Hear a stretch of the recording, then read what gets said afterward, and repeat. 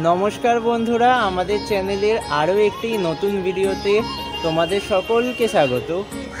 আজ আমি তোমাদের ঘুরে দেখাবো কলকাতার শ্যামসুন্দরী মন্দির। তোমরা জানলে হয়তো অবাক হবে, এই মন্দিরের বিগ্রহ জীবন্ত। অর্থাৎ তোমরা যদি এই মন্দিরে আসো এবং মাকে দর্শন করো, তোমাদেরও অনুভব হবে এই মন্দিরের মা সত্যিই জীবন্ত। কোথায় অবস্থিত এই মন্দির, কি এই মন্দিরের লীলা মাহাত্ম্য, কি এই মন্দিরের ইতিহাস, কিছুই তোমাদের জানাবো এই ভিডিওর মাধ্যমে। তাহলে চলো বন্ধুরা, বেশি কথা না বাড়িয়ে আমাদের আজকের এই ছোট্ট ভিডিওটি শুরু করা যাক।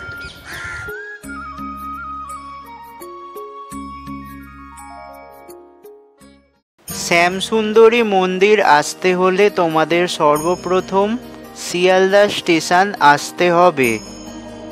এরপর শিয়ালদা স্টেশন থেকে কিছুটা হেঁটে বাস রাস্তায় উঠে মানিকতলাগামী বাস বা অটো করে তোমাদের সুকিয়া স্ট্রিটে আসতে হবে। বন্ধুরা, আমরা ওদিকে শিয়ালদা থেকে এলাম, আর এই রাস্তাটি সোজা চলে গেছে মানিকতলা ক্রসিংয়ের দিকে। তারই ঠিক মাঝে এই হসপিটালটি, the Calcutta homoeopathic medical college and hospital. এই হসপিটালের পাশ দিয়েই একটি সরু রাস্তা এগিয়ে গেছে মন্দিরের পথে।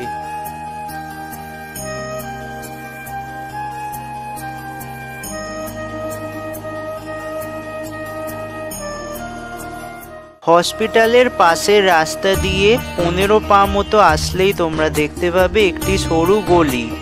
এই গলির ভেতরেই মায়ের মন্দির। মায়ের মন্দিরে পুজো দেবার সামগ্রী তোমরা বাইরে দোকান থেকে কিনে নিতে পারো। আপাত দৃষ্টিতে দেখলে একেবারেই মনে হবে না এখানেই বিরাজমান জীবন্ত কালীর বিশাল মন্দির। তিনি শ্যামসুন্দরী নামে পরিচিত।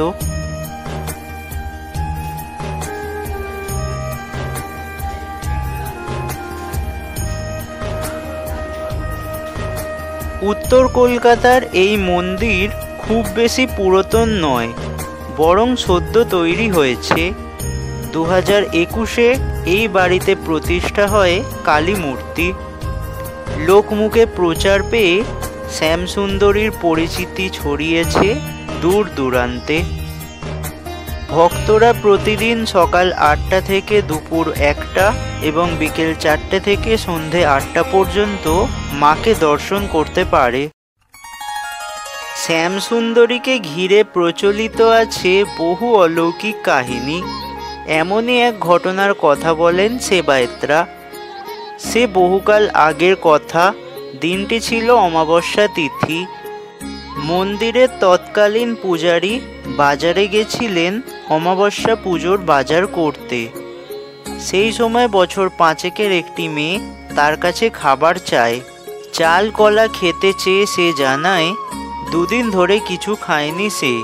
কিন্তু পুরোহিত এসব মোটেই পছন্দ করেননি। তিনি ওই বালিকাকে ধাক্কা দিয়ে সরিয়ে দেন, কাজ করে খাবার পরামর্শও দেন। তবে মেয়েটি জানায় কাজ পায়নি বলেই সে ভিক্ষা চাইছে। এরপর চলে গিয়েছিল ওই ছোট্ট মেয়েটি। পুরোহিত দেবীর পুজোর জন্য বাজার করে ফিরে এসেছিলেন মন্দিরে।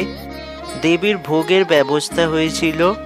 প্রচুর ভক্তের সমাগমও হয়েছিল অমাবস্যার সেই রাতে।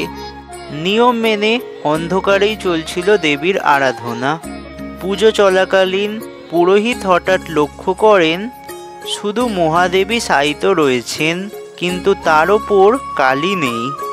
প্রথমে ভ্রম মনে হলেও পরে ঘিয়ের প্রদীপ বাড়িয়ে মূর্তি দেখার চেষ্টা করেন তিনি, এবং একই জিনিস দেখেন। তৎক্ষণাৎ নূপুরের শব্দে সম্মিত ফেরে পুরোহিতের। কথিত আছে সেই দিন স্বয়ং শ্যামসুন্দরী জানান দিয়েছিলেন তার অস্তিত্বের কথা। ফের খেতে চেয়েছিলেন চালকলা।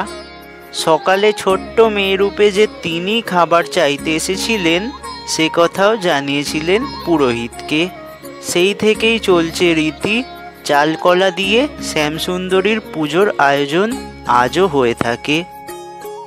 মন্দিরের বেদিতে উপবেষ্টিতা শ্যামসুন্দরী।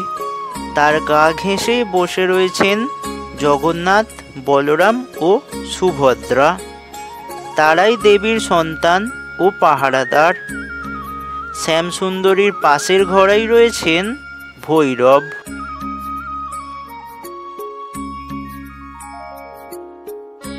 কালী এখানে পূজিতা হন ছোট্ট মেয়ে রূপে। তাই অম্বুবাচী পালিত হয় না এই মন্দিরে।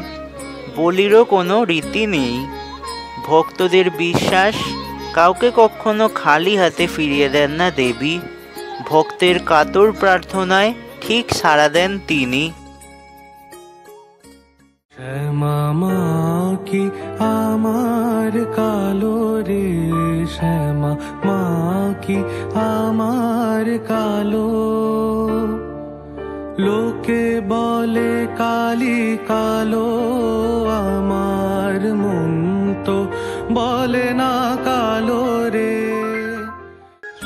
বন্ধুরা, আশা করছি আমাদের আজকের এই ছোট্ট ভিডিওটি তোমাদের ভালো লেগেছে।